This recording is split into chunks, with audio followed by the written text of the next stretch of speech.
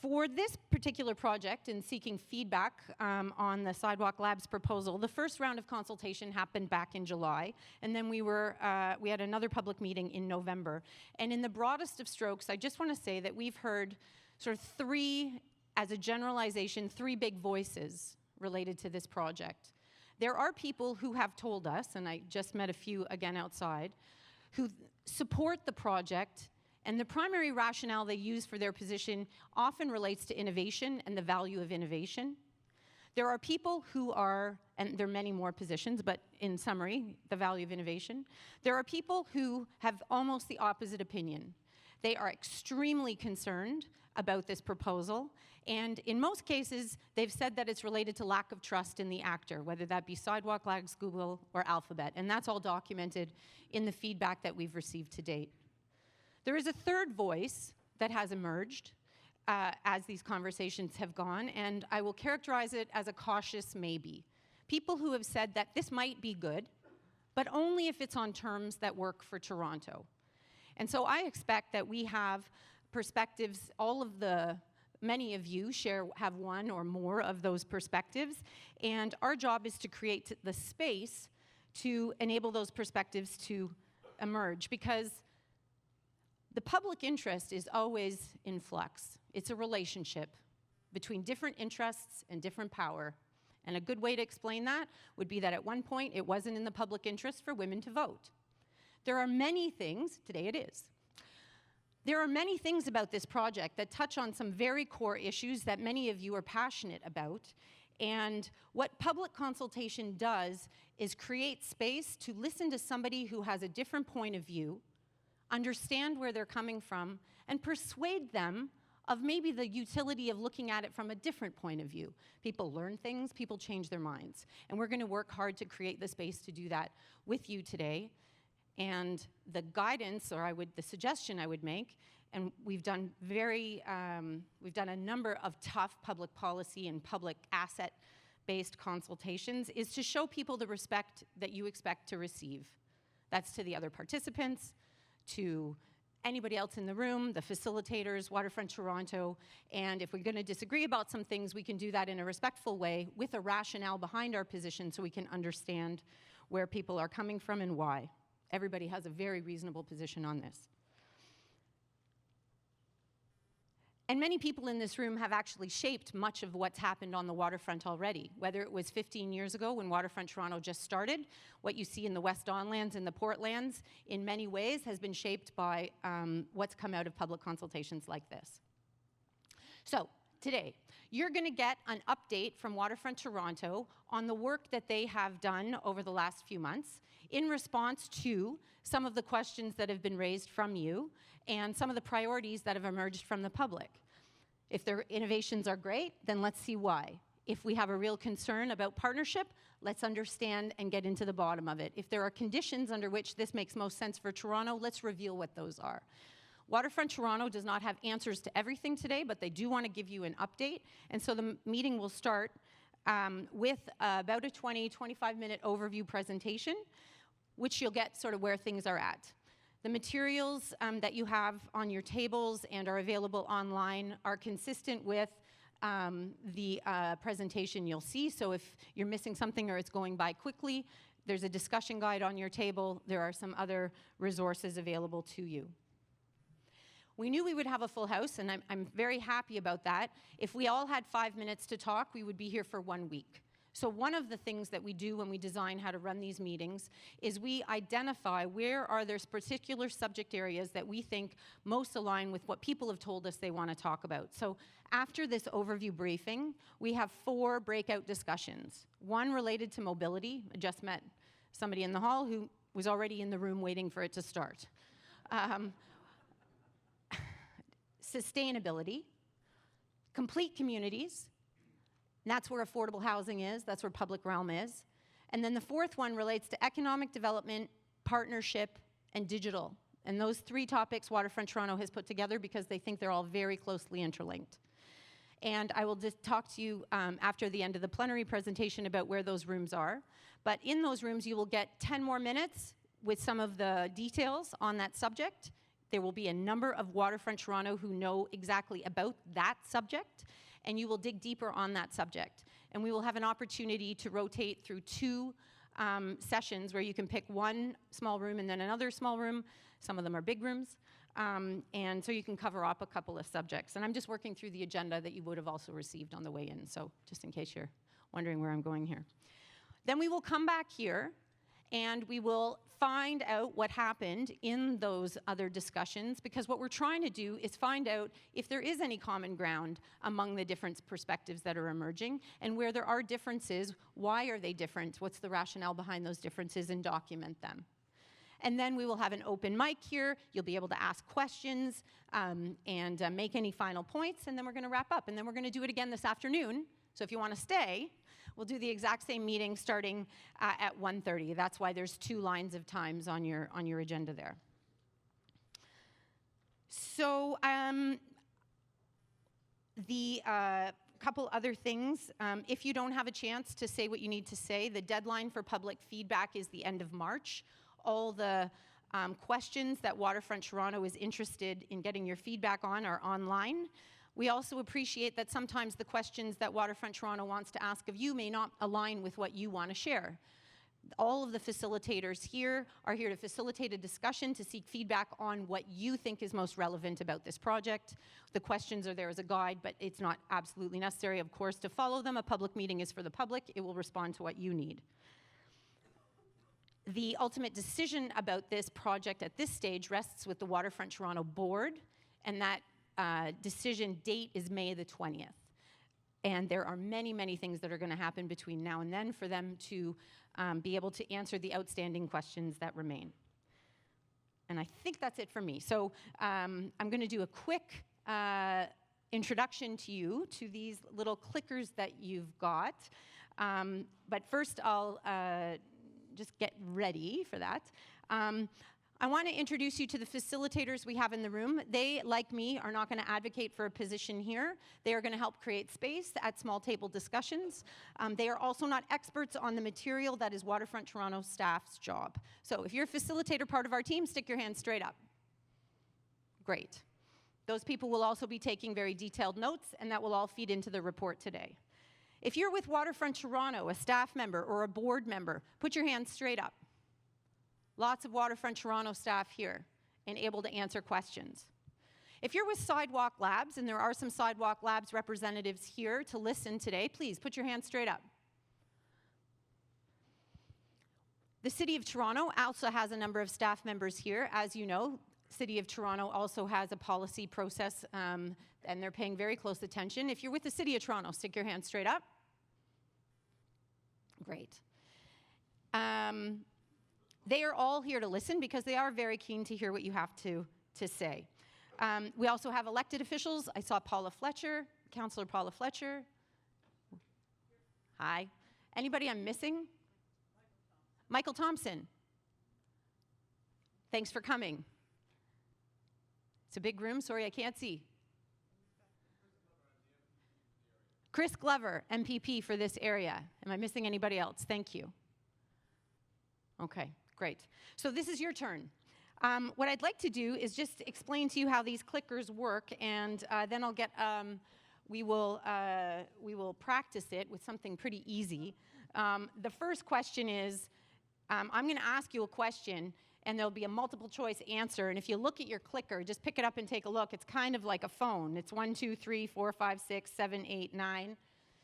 And what will happen is I'm going to ask you a question, and you will press a button in response. And you'll have 15 seconds to press your button, and then the responses will go up on the screen. If you change your mind, you can change it as many times as you want, but when the 15 seconds is done, that's it. So let's give it a try. Brendan, did I miss anything? Good. So the first one, I'm going to read the question, and then the 15 seconds will start. Have you participated in a previous public meeting related to Quayside? Press 1 if yes, press 2 if no.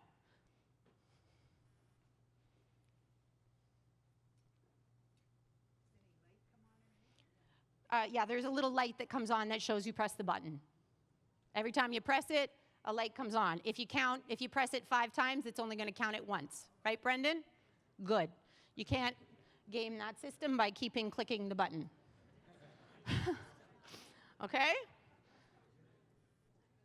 Is our 15 seconds up? Good. So what we have is yes. We've had 74 people who said they've been here before and about 150 who said they haven't. Thank you very much for joining us. We're super interested in your perspective on this, and we will make sure that the overview presentation gets you up to speed where some of the other folks may already have a higher familiarity with it. Okay, next question is multiple choice. Again, should be very straightforward. Where in the city do you live? On the waterfront, Toronto East York, North York, Etobicoke, Scarborough, outside of Toronto. So press, and you've got 15 seconds. Oh, good. There's the countdown timer, in case you're wondering.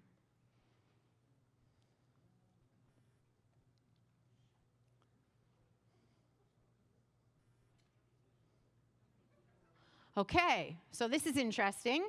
Looks like we have most people are from Toronto East York in the broadest of strokes. We've got 40 people from outside of Toronto. Thanks for making the trip. That has been the case at every public meeting.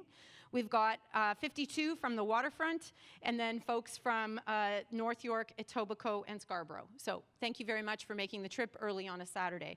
Last question for me now, just to get the hang of it. From who did you find out about today's meeting?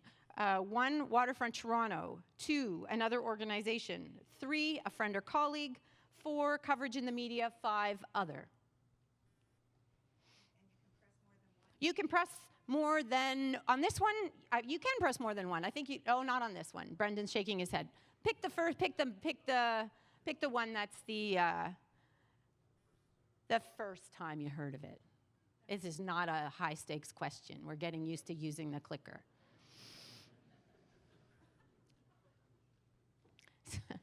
Okay, so Waterfront Toronto got the word out pretty well. Katie, Carol, good job. 56 came from another organization, 84 from a friend or colleague, coverage in the media, other, perfect.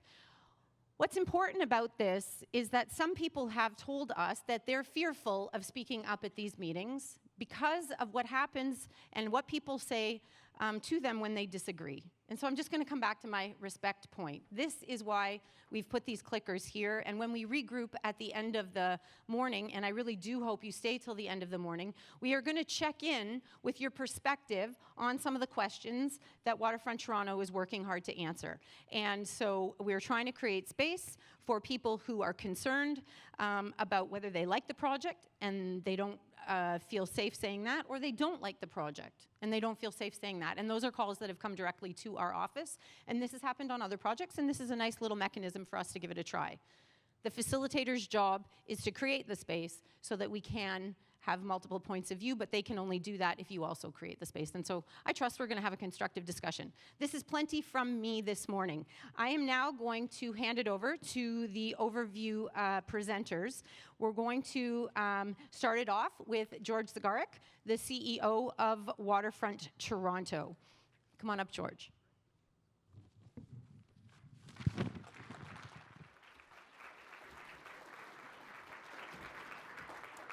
Well, thank you, Nicole, and good morning, everybody. I want to introduce myself. I am the president and CEO for Waterfront Toronto, George Zagaric, and I do want to start by welcoming everybody here. This is a great audience.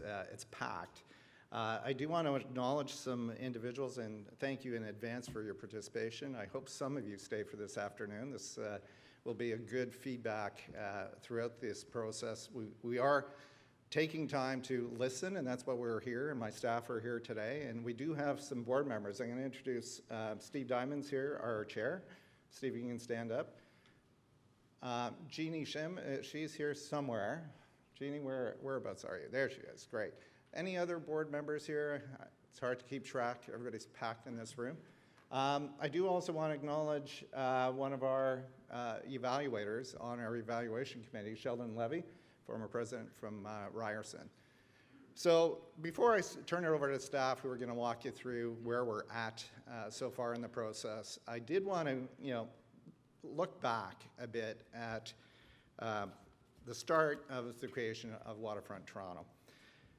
So when I look back and reflect on the vision of Waterfront Toronto's mandate, which was established by our first chair, Bob Fung, who was commissioner of a task force 20 years ago, he saw Toronto's waterfront as the gateway of the new Canada, a place for experimentation, a place that is sustainable, and a place that drives the innovation agenda.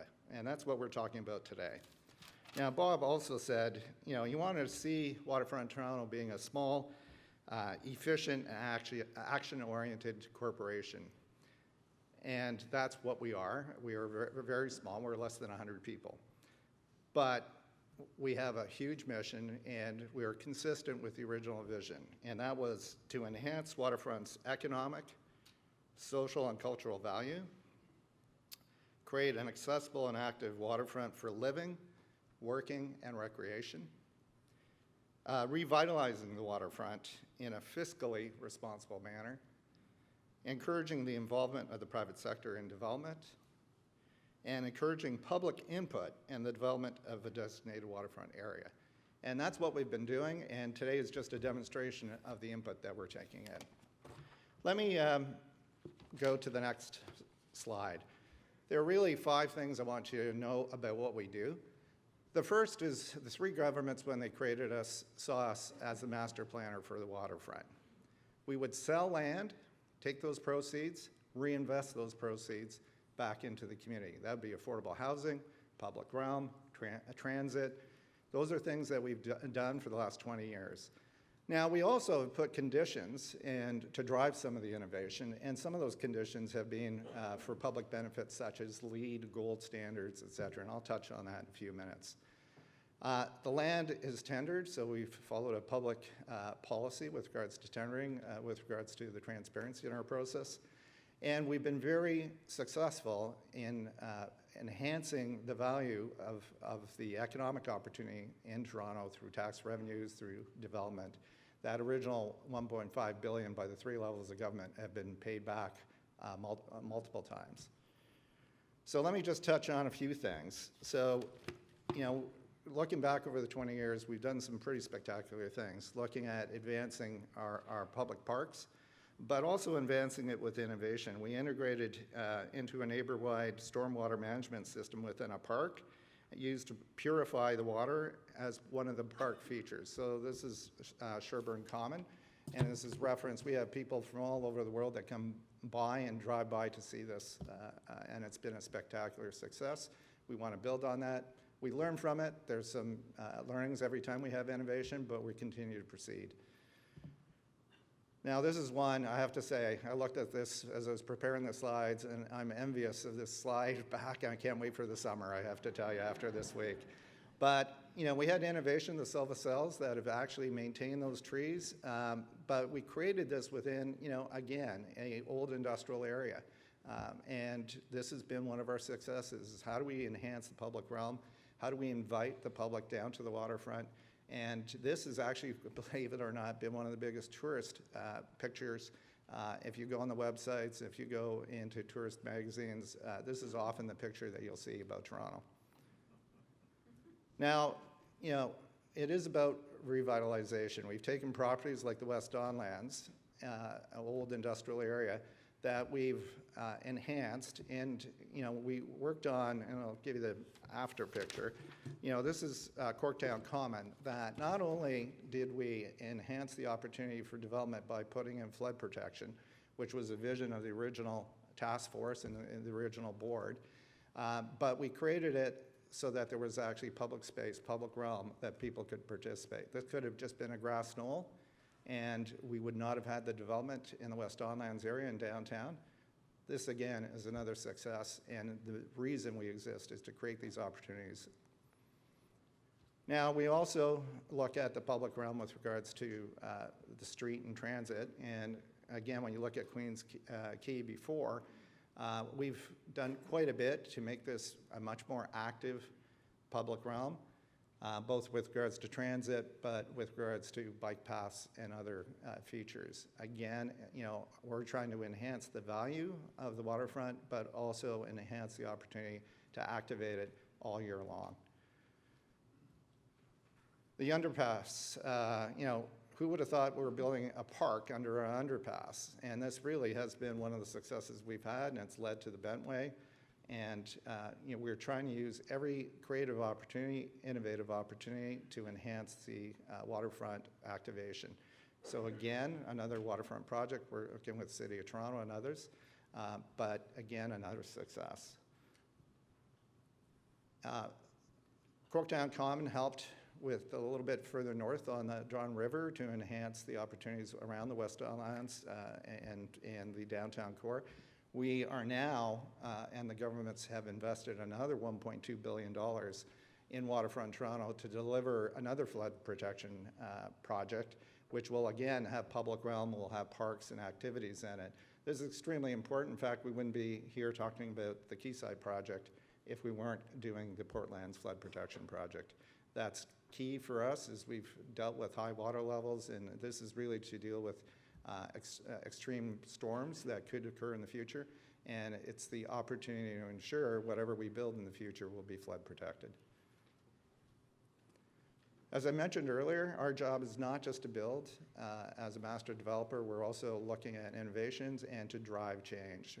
Our responsibility in Waterfront was to be a leader in that category, and we were, and we've enhanced the opportunity. This is River City in West Don Lands, which was one of our LEED Gold projects. We made it a requirement in our development agreements, in our contracts with our developers, to push the sustainability agenda and required LEED Gold. And this is one of the projects. But it didn't end there. Just last week, many of you would have read Aquilina, a LEED Platinum. It was the first LEED Platinum residential unit, again, along the waterfront. We have 2 other projects that are underway that we hope will reach that same level of sustainability with LEED Platinum.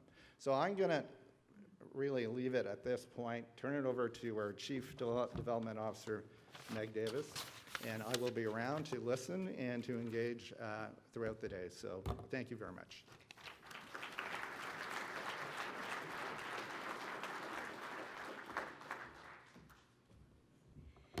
Wow. Thanks, George, and thanks everybody for coming. I want to talk a little bit about why Quayside is so important. By 2030, 85% of people will live in cities, and cities contribute to 70% of our GHG emissions. So we're not well established to manage climate change. We've all experienced rush hour in Toronto. It seems to get longer every single day, and we need to find ways to manage that. And we have an aging population in Toronto, and housing prices are skyrocketing. So we need to be able to build affordable housing for people to live downtown. And we also need long-term care for seniors to age in the city that they love. But it's not all doom and gloom. We have a booming economy. We're creating jobs more and more every year. We have one of the busiest construction industries in North America. And we want to continue to attract all of that growth, but we need to be able to manage it. So Waterfront Toronto is in a very unique position.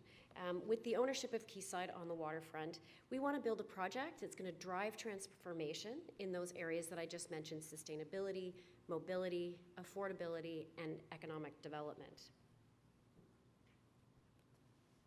You can see here a map of the designated waterfront area, and Quayside, for those of you who are not as familiar with the project, is located at Parliament and Queen's Quay, and just runs along that small portion of the waterfront. And because Waterfront Toronto owns those lands, we felt it was our opportunity to raise the bar yet again. And so we put out an RFP in 2017, looking for something a little different. We wanted an innovation and funding partner, someone to help us think through those big urban challenges, and the successful proponent was Sidewalk Labs. And throughout the process, we have been listening to a number of voices, as Nicole mentioned.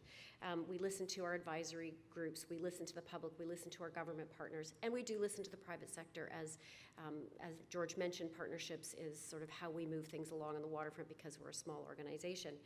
And we will continue listening. It's our job as a tri-government agency to listen to all of those voices, and that's really why we're here today.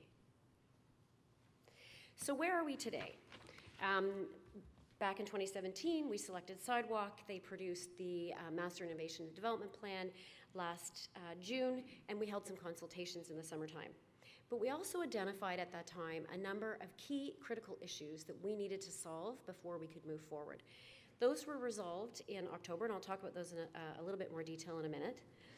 But that resolution of those issues allowed us to take on a technical evaluation of the MIDP. And it's that evaluation that we're here to consult with you today. It was completed by Waterfront Toronto staff and some subject matter experts, experts in their field, very qualified individuals, all guided by an evaluation committee. And together, it was felt that the proposal from Sidewalk had enough merit that we should continue to explore it and come out to visit with you folks today and see what you think as well of what our evaluation has come up with.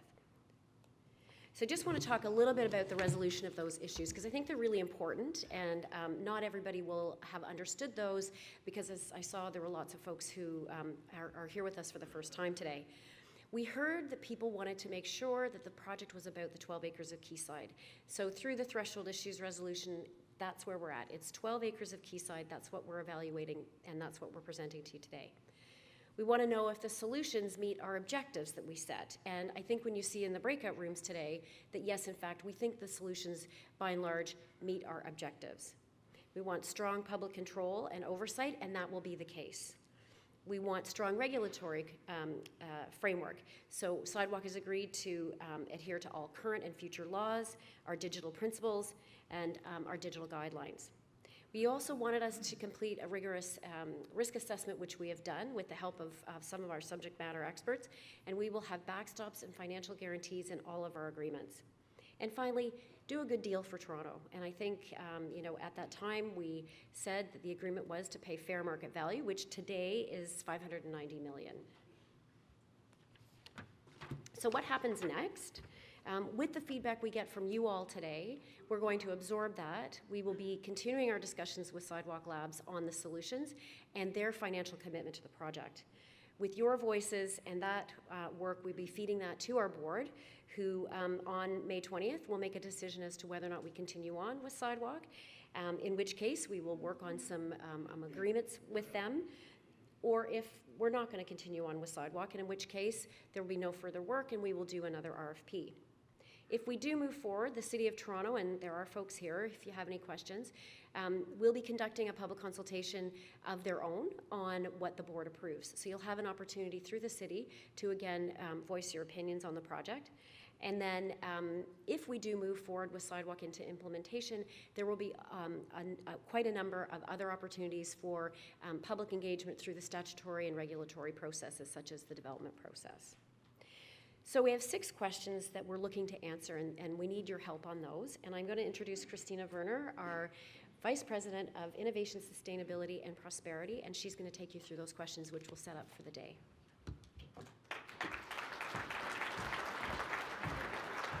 Thank you, Meg, and good morning, everyone. So today we're going to be exploring the outcomes of our evaluation and also delve a little bit more into some of the key questions that we need your input on to help us make our recommendation to our board. And really, we've identified 6 key areas that we feel that we need some additional information on or that we've answered already in order to make that recommendation. So if we look at the first 3 questions, through our evaluation, we feel that we have identified that the answer to those questions is in fact yes. So if you look at those, do the solutions raise the bar on meeting urban challenges? Does the development plan align with the East Bayfront and Keating Channel precinct plans? And are we taking a comprehensive approach to managing data collection and use? So I'll talk about those a little bit more in a second. And then there's 3 that we're still working on and are subject to additional conversations and discussions with Sidewalk Labs and with others. So for example, are there sufficient controls to address the implementation and partner risks? Is Sidewalk Labs contributing enough to make the project work? And is the proposed public investment in the solutions appropriate? So I'll go through each of those in sequence. So in the first question, it's around the challenges. And with those challenges, we actually have gone through the evaluation to categorize them into sort of 5 key areas, where with regard to whether or not Waterfront Toronto supports them and will advocate for policy or regulatory reform, supports and advocates for some form of government funding, which is really about exploring and identifying opportunities where there might be pots of funding available, and supporting with Waterfront Toronto investment. And then there are some that we did not support, and we'll talk about those a bit more in the breakout rooms. You'll notice halos, if you will, around some of those circles, and those indicate solutions where there is some digital element to them that we felt needed some exploration in terms of our digital panel and additional digital expertise. As you can see, most of the solutions will be financed and delivered by the private sector, and that's very traditional in how we see advanced infrastructure happening in the area, things like N-Wave and telecommunications providers. And when you look at the ones like advancing government policy objectives, those would be things like affordable housing. With regards to working with policymakers to help advance the effort, an example would be tall timber, for instance, which has a strong economic development play. And then also the small number that Waterfront Toronto might actually invest in are things that very much align with the objectives that we set out. So things like wayfinding beacons and the paving technologies that increase accessibility to the waterfront communities. Each of these will be explored in the breakout rooms in much more detail, but I will go over a few of those just to check against the objectives that Meg has already set out. So with regards to sustainability, there was really a focus on decoupling the population growth from greenhouse gas emissions and seeking more environmentally friendly and affordable energy solutions for residents. So things like the passive house-inspired design actually enable that type of a solution to come forward. And something like pneumatic waste, which Waterfront Toronto had looked at doing, or vacuum waste, in the waterfront for a decade or so, were included in the proposal, and we would be supportive. In complete communities, the notion of increasing the affordable housing stock, as well as improving the access to the waterfront, were key. And things like a commitment to increasing this to a 24% affordable housing mix, having the heated pavers, looking at how we could have a more resilient infrastructure by being able to digitally map those utilities and predict when failure might be happening, were all things that we were compelled to look into further. From an economic development perspective, again, this is very much aligned with what Waterfront Toronto has been doing historically, looking at how we could catalyze the urban innovation cluster along the waterfront and build on the previous successes that we had had in that area, as well as attracting knowledge-based companies and employees. So things like the Urban Innovation Institute, where you combine industry, academia, government, and the community to help think through these broader challenges. The Venture Fund and how they would invest in early stage companies and help them potentially go to scale and find new markets, as well as Sidewalk Works, which is an employment initiative to help upskill workers into the new economy. And then new mobility, really looking at reducing traffic congestion, reducing the vehicular emissions, and again, tying that back into the Vision Zero targets. So wayfinding beacons, which I mentioned before, the discounted mobility package to make transit a more affordable solution for folks, and also the EV charging stations. It's important, though, as we work through the day together, to recognize that support for those solutions does not mean that Waterfront Toronto has approved moving ahead with the partnership with Sidewalk Labs. Support for certain solutions may change based on the feedback from the public, support from Sidewalk Labs, public policy priorities, and support from our governments. So now moving forward to question 2. Does the development plan align with the East Bayfront and Keating Channel precinct plans? The answer to that is yes. Staff at Waterfront Toronto have completed a comprehensive assessment of the Master Innovation and Development Plan proposals with the precinct plans, and they are aligned. There is a target of having over 20% of affordable housing. There is a focus on information and communication technology employment, which in the East Bayfront precinct plan, in the employment strategy that was contained therein, there was a commitment to create 8,000 new jobs in the East Bayfront precinct, 3/4 of which were targeted into the ICT sector.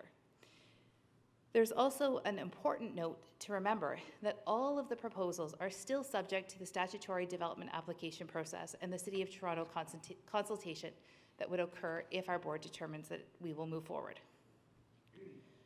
Question 3, are we taking a comprehensive approach to managing data collection and use? And if you're interested in this topic in particular, we'll talk about this a bit more in the data and digital room, but the answer is yes. We have gotten a commitment from Sidewalk Labs that they will comply with all existing and future legislative and regulatory requirements, and where there's a gap, they will also agree to all of our digital principles, the policy frameworks that are emerging, as well as our intelligent community guidelines that are being established right now. They will also incorporate privacy by design, They will be subject to privacy impact assessments and a number of other assessments that will be key to ensuring that there is a responsible digital environment that's being created. Question 4, are there sufficient controls in place to address the risks associated with the implementation of this project? And this is where these are some of the questions that are still a work in progress. There are commercial negotiations that this would be a subject to, and we just need to focus on the fact that these controls need to be in place if there is a project that could move forward in order to ensure that we're protecting the public good. There are things like considering the costs and liabilities that need to be covered should solutions fail. Are there alternative solutions that need to be ready to step in and take over if solutions that are more innovative continue or have problems as we move forward? If there's project delays due to the regulatory barriers that have been identified, are there viable alternatives? And again, we'll explore those in more detail in some of the breakout rooms. Well, we've looked at some of the types of controls that could be put in place for this type of a project. There are other inputs that are actually still pending to Waterfront Toronto, one of which are the outcomes of our preliminary human rights impact assessment that is being conducted. And one of the other groups that we should identify, the team from the preliminary human rights impact assessment group is here today. If you could raise your hand, just so the folks know who you are. Great. So if you have any questions about that process, you can speak with one of them as well. Question 5, is Sidewalk Labs contributing enough to make the project work? And this is another area that's still a work in progress. They have identified a number of key commitments in terms of how they are going to invest in this project and in the surrounding area that are quite compelling. And it's important to remember that as we've gone through and done this analysis, we've identified that Sidewalk Labs will contribute significantly more than the public sector will in order to bring this project to life. So things like delivering the advanced infrastructure, the Applied Research Institute that they're proposing to help fund the business plan for, the initial venture capital fund, the commitments around hiring, and ultimately Sidewalk's partnership as well with the Ontario Teachers' Pension Plan around infrastructure delivery. So if you look at the solution set, you have 144 solutions that are identified through the evaluation that would be delivered through the private sector, and approximately 35 that would be delivered through the public sector or funded through the public sector. Which brings us to the final question of, is the proposed public investment in the solutions appropriate? As established in the Threshold Issues letter, the land was valued at approximately $590 million, and the proceeds of the sale could go to the following key areas: land servicing, or municipal infrastructure, which is something that Waterfront Toronto has done in all of its projects; affordable housing, which is consistent with our mandate and also consistent with how we've delivered previous projects on the waterfront; and then some of the more innovative solutions that actually help to deliver the objectives that we set out in the RFP. So things like the environmentally friendly solutions, like the pneumatic waste and the heated pavers, and solutions improving accessibility and reliability to the waterfront. So our purpose and goal today is really to focus on getting your feedback to the technical evaluation and find out what recommendations you have for us about the ideas that should move forward with Quayside. Our staff has engaged with a series of external experts to help go through and do this evaluation, and we're still curious how you feel about the ideas that we've moved forward and would like to get your feedback before we make our ultimate recommendation to our board. We want to know so that we can revise, update, and fine-tune these ideas into what we're calling the innovation plan to present to our board for a decision. And with that, I'm going to hand it back to Nicole to guide us into the rest of the day. Thank you.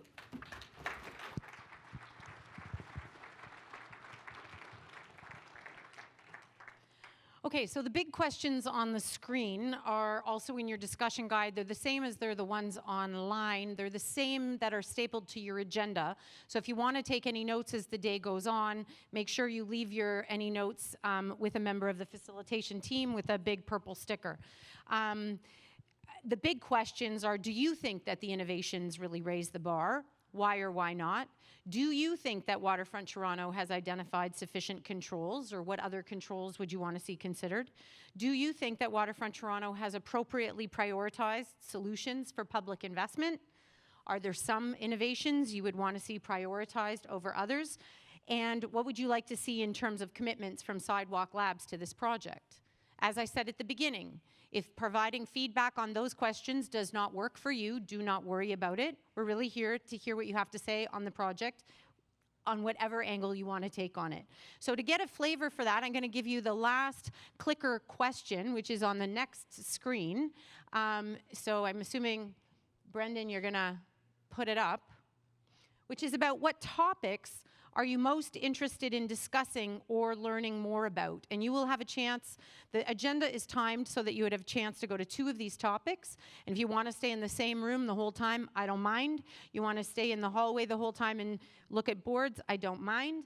But in the broadest of strokes, these are the topics where Waterfront Toronto staff are organized in these rooms to answer additional questions and give you a little bit more detail on those topics. So, which topics are you most interested in discussing or learning more about? You can select all that apply. New mobility, sustainability, resilience, and climate positive, complete communities and inclusivity. As I said before, that's where public realm and affordable housing are. And then economic development, digital, and partnership. So we're going to do a 15-second countdown here, and just tell us which one you are most interested in discussing or learning more about, or multiple.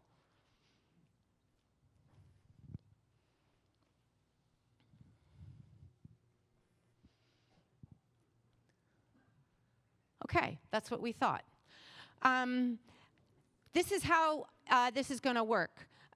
We have, probably based on the hands that went up at the beginning, we had about 157 people, I think, that were new, and about 75 that had been here before. So we have about 225 people, plus we probably have about 50 staff once everybody put their hand up. We have 4 different rooms identified for these breakout discussions. This room will be for economic development, digital, and partnership, and I will ask anybody who wants to talk about that to come to one of the front tables, because we will have a more intimate discussion here. Immediately next door will be a room discussing complete communities. Just at the end of the hall here, really not more than 20 meters, will be a room talking about sustainability. And if you want to talk about mobility, you go back where you signed in and down the hall there, and people will help you find the mobility room. Don't move. I'm just going to repeat that. And this time, I'm going to show the facilitators that will be leading each of those rooms. So Ian and Yulia and Matthew, come on up here. Ian will be right next door with Complete Communities.